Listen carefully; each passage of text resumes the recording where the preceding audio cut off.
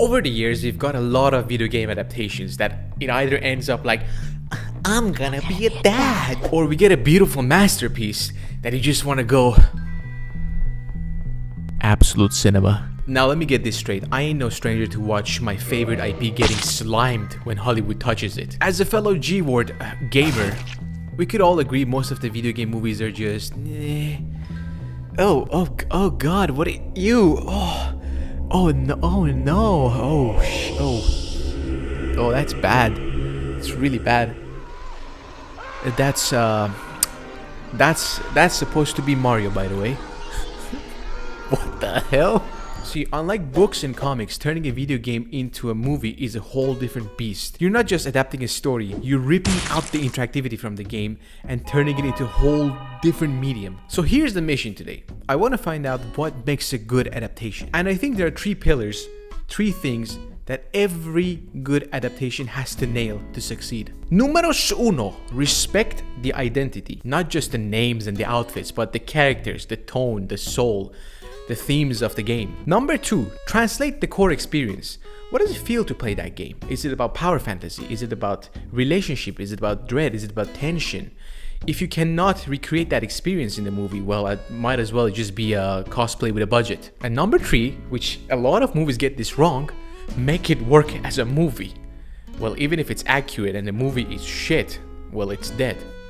The perfect recreation of dog water, well, it's still dog water. Well, a bunch of old movie executives see a lonely video game IP and they start to salivate and they're like, well, you know, I've seen my nephew play that like video game thingy on their Nintendo PlayStation. Yeah, just memorize a bunch of character names and give them their outfit from the games. And or even don't. Silent Hill Revelations. You don't need to research or play the game or understand the lore. It doesn't matter. Just throw these names and whatever fuck ass script you wrote, and I don't know, slap Tom Holland or Dwayne The Rock Fortnite Johnson on top of it, and it's done, man. Gamers, they're stupid. They wouldn't know. Well, yeah, they know. They noticed. And all of this started with the release of Mario Bros. The movie. Not the Chris Pratt one. Koopa. The one from the 90s. So, how did they redesign these beloved characters? Well, that's a Goomba. That's Bowser. And that one, that's Toad. Middle-aged man, that's supposed to be Toad. You see, the movie at face value wasn't a bad movie. It was this sci-fi 90s campy movie that throws these two plumber brothers into this crazy world. The sets are nice, the effects are cool for the period, but as soon as you put the name Mario Bros on it, you have already split the fan base into two. The people who have no idea what the game is about, and the people who are like, why the hell Yoshi is a fucking velociraptor? What the fuck? And all that can be forgotten and forgiven, but where the hell is Luigi's mustache, man? The fact that this was an adaptation of a game, it made it flop, because it did not, absolutely not respect the identity of the games. Then in 1995, we got Mortal Kombat! The first movie adaptation that is still beloved to this day. A movie that gave birth to the anthem of Mortal Kombat, which is usually the other way around. I would play the theme song, you probably know it, but it's copyrighted to hell. I just want to give a shout out to my homie George for composing that. Ooh, that's just Mortal Kombat OST. So why did Mortal Kombat work? Well, it followed the arcade games, which at that time wasn't as convoluted as it is today with, I don't know, dimensions and time travel and time goddesses and cancer. It's a mess, alright? It's a mess. The movie understood the first game and adapted it pretty well. Campy as shit, but still nice. The costumes were great. The cast were amazing. Rip Karitawa. You will always be my Shang Tsung. I'm sorry I butchered the name, but goddamn, he will always be my Shang Tsung. And also, holy shit, the goddamn reptile OST goes so hard.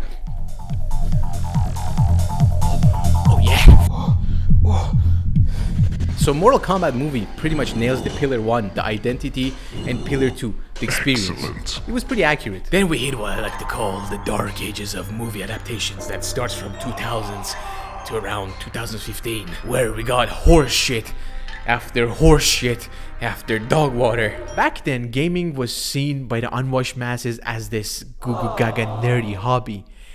And Hollywood always had this sense of superiority, like, ah yes, those Dorito munching goblins, they don't know anything. We know better. So they did the worst thing possible. They rewrite everything and they slap a celebrity on top of it like a band-aid. And the best example of this is Doom, 2005.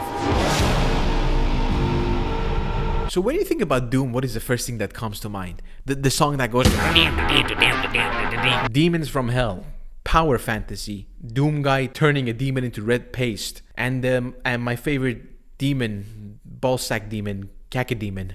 That's the first thing that comes to mind. Well, what's the movie even about? Well, a bunch of Marines, Dwayne "The Rock" Johnson and Billy Butcher, go to this facility on Mars. Until now, everything seems to be fine. There's still no cacodemon in sight, whatever. Well, it turns out there were a bunch of scientists experimenting on a Martian 24th chromosome, which it evolves people into monsters. So pretty much it's like, I don't know, Down syndrome Resident Evil? Get it? Chromosomes? Wake up! Grab a little brush in the middle. Get it? System of the Down? It barely follows the continuity. Where is the Hell plotline? And most of all, it doesn't feel like Doom. Except for one scene where the camera goes first person just to say, "Oi, remember? Bro, this is just like the game. Please clap. Soy boy." That's Pillar 2 failed. It doesn't recreate the experience. That's Pillar 1 failed. It doesn't respect the identity. And most importantly, that's Pillar 3 gone. It sucks as a movie by itself, so that's why it sucks. Now, when it comes to adaptations, I would like to split them up into 3 categories. We got Retelling, which it loosely follows the games and it deviates a lot from the main source material.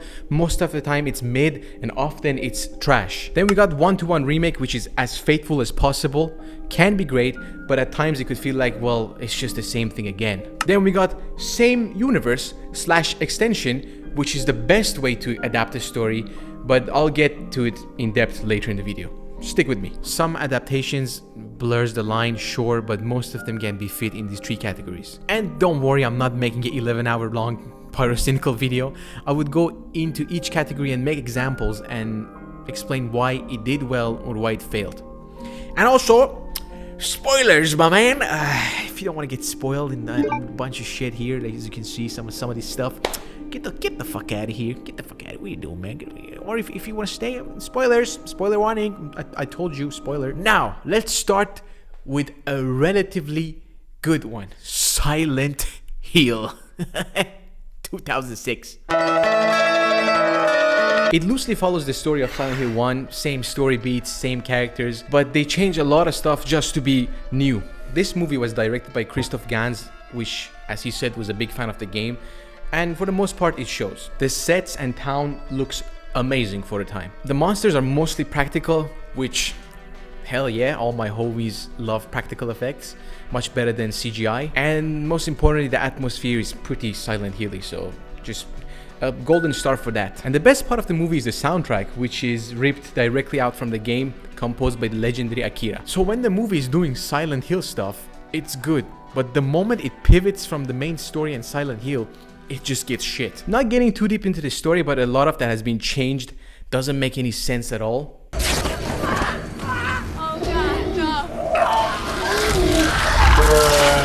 Now, the way you enter the rusted hellscape in the games are much more vague on purpose. You really don't know what's the line that separates the normal world and the rusted hellscape, which makes the world much more hostile and creepy. But in the movie, there's literally a siren that is like, "Oh, the monsters are coming," which is literally like, I don't know, Call of Duty round change, and it's on a timer, right?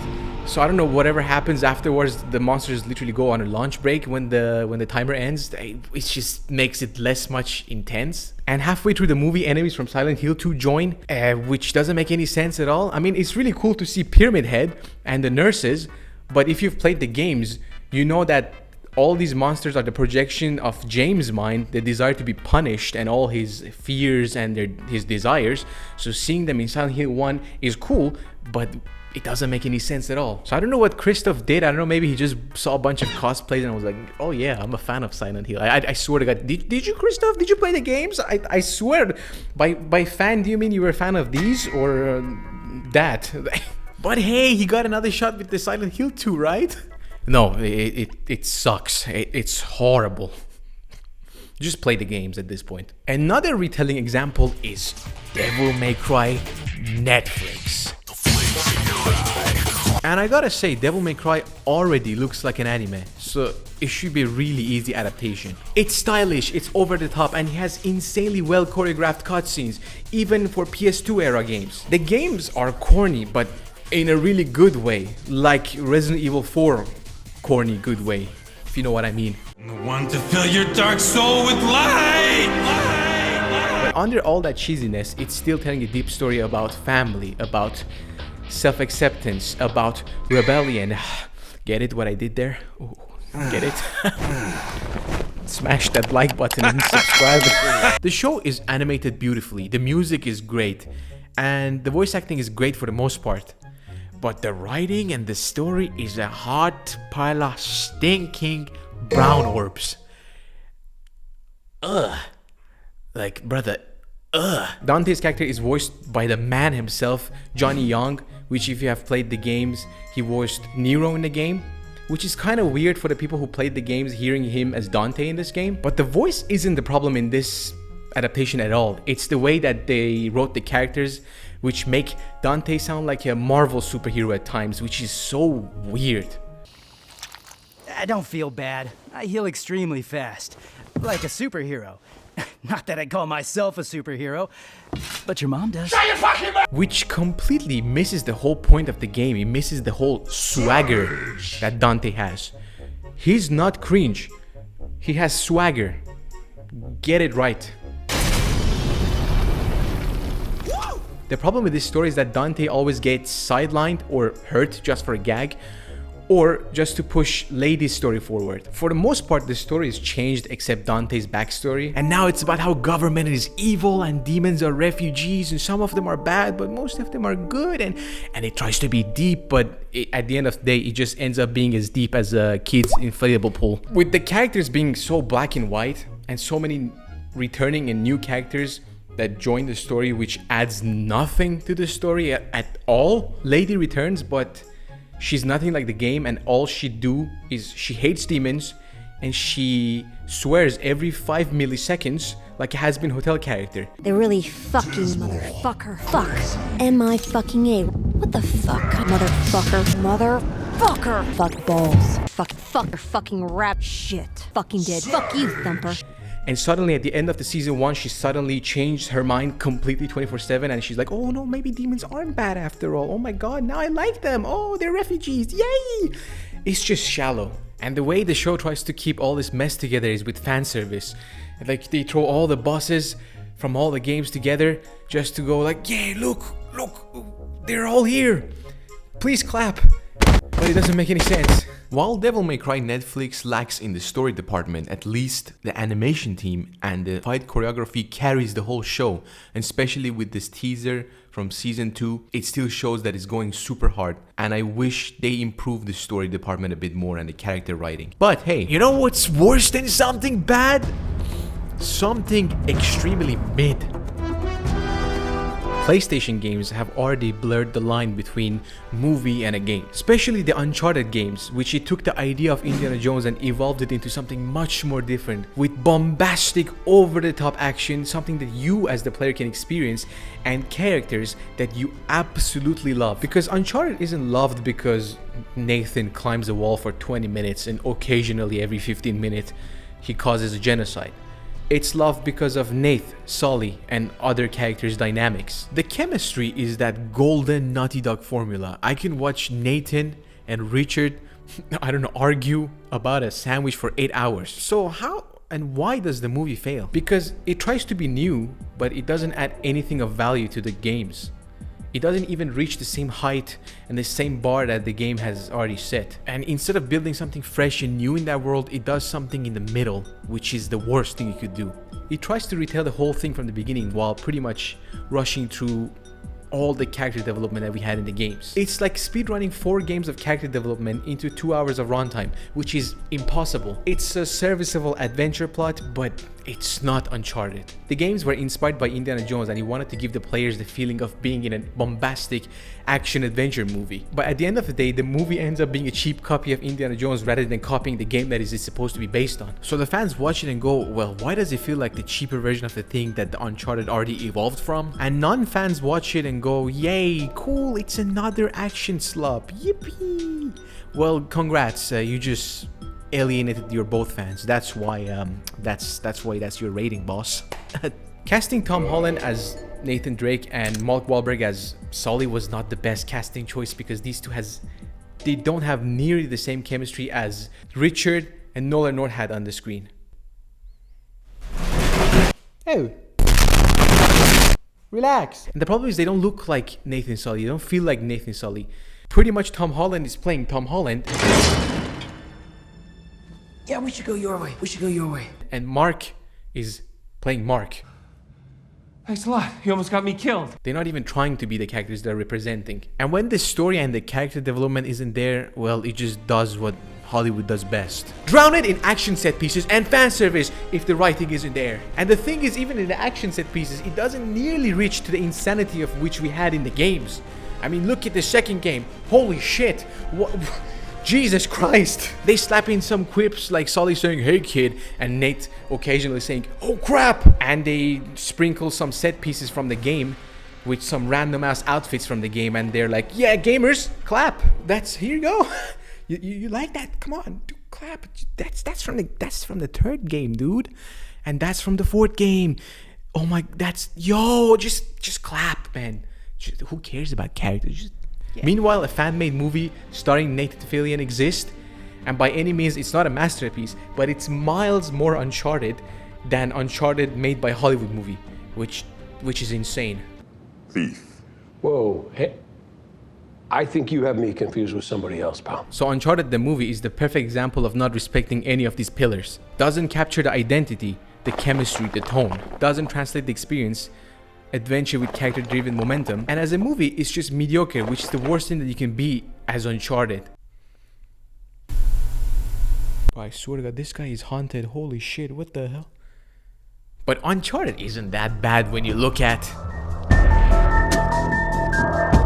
Which it looks like it's based on a porn fan fiction of the games, with mindless action and... Alright, what about the Netflix series? Beautiful 180, crazy, thinking about the way I was at the heartbreak show. But then they tried to retell the Raccoon City story with Welcome to Raccoon City, which 90% of the budget went to the sets. And they hired like a 14-year-old Redditor to write the story, which is like, the whole movie is fan service above anything else. And excuse me, why Leon is not Leon? Why does he look like more like Carlos?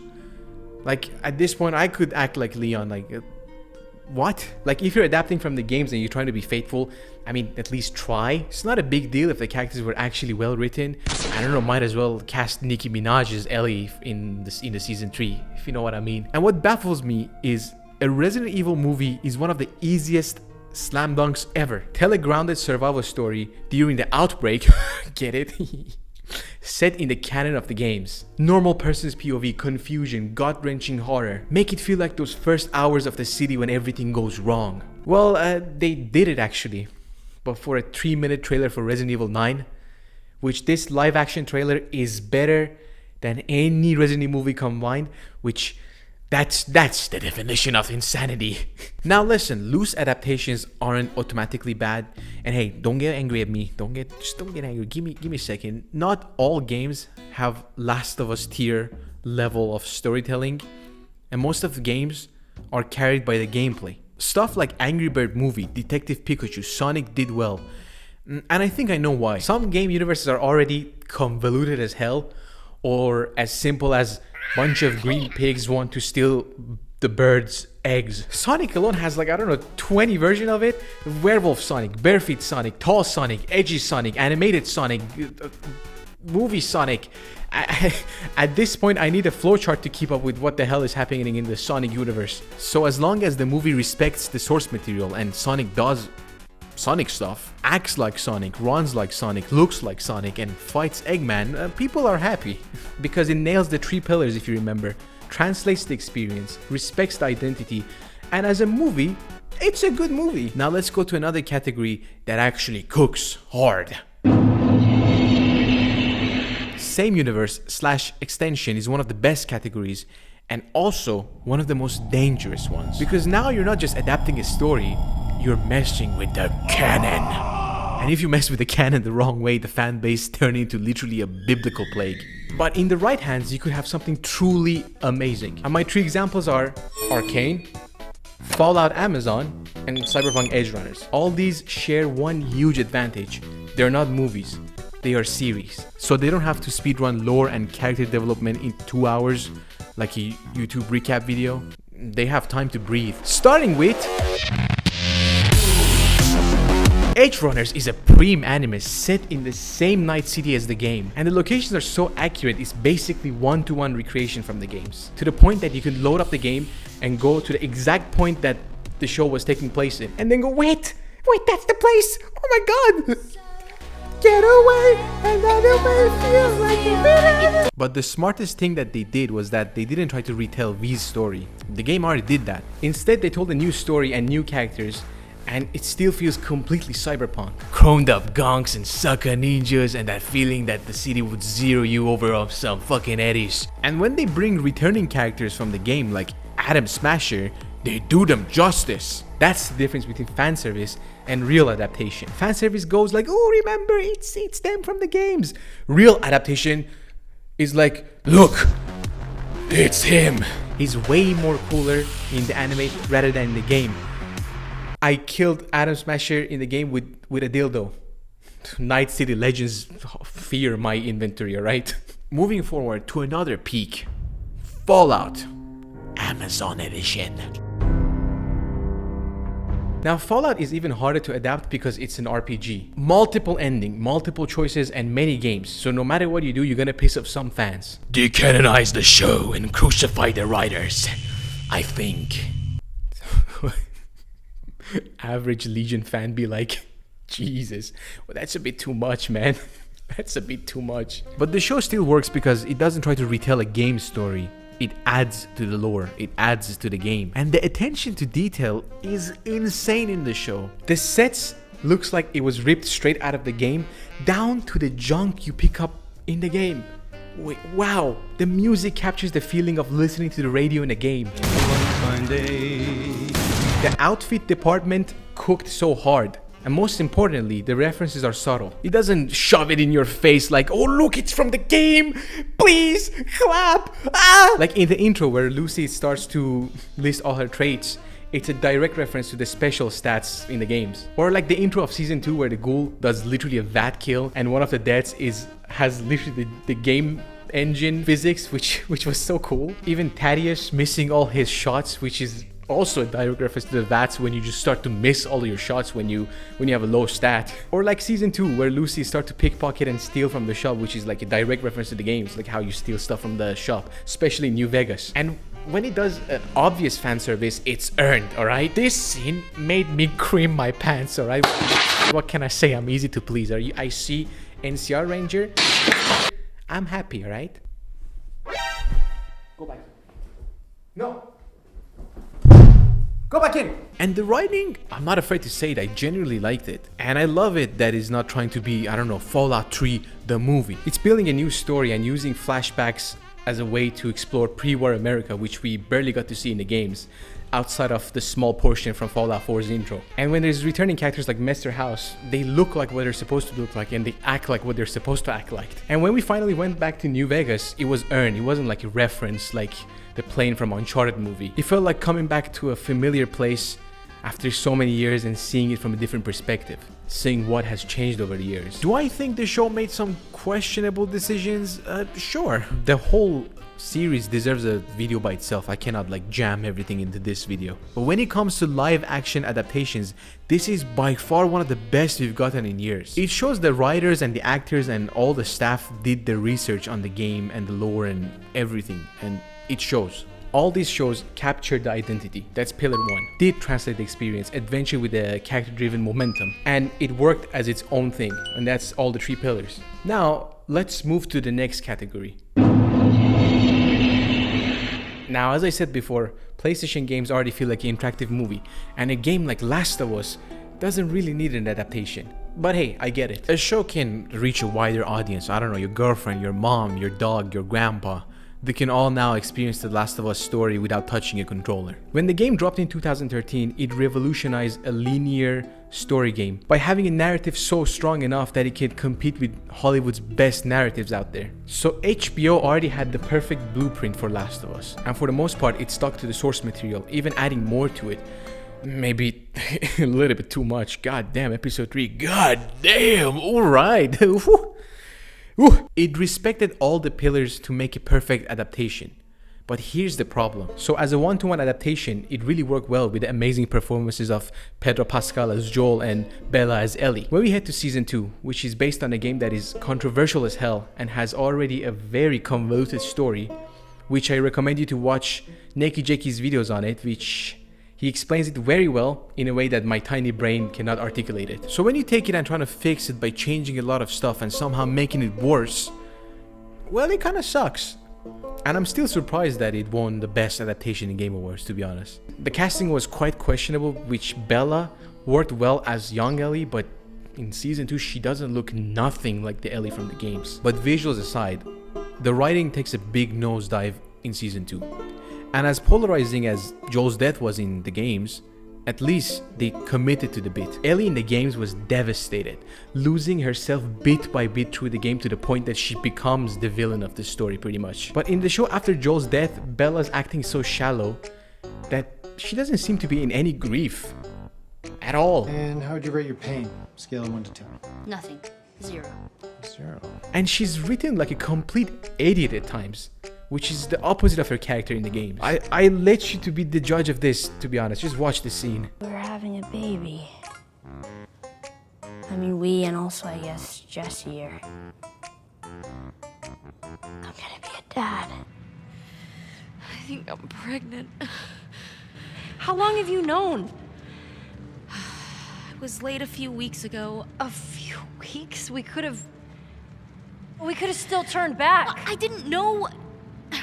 I wasn't sure, okay? I didn't want to be a burden. Well, you're a burden now, aren't you? Anyways, it's not all doom and Goombas anymore, and over the past few years we've seen video game adaptations finally get the love and respect they deserve. Because filmmakers are finally understanding the secret technique of actually giving a shit. Not every game should be a movie. Some are perfect as a tight 2-hour ride, but some are way too dense to fit it into a movie, and it needs to be a series to have some space to breathe. And if you don't understand the game, it's okay. It's okay. Just leave it. Just leave it alone. Just don't touch it. Anyway, I'm gonna go drink some water. Stay hydrated, chat. Bye.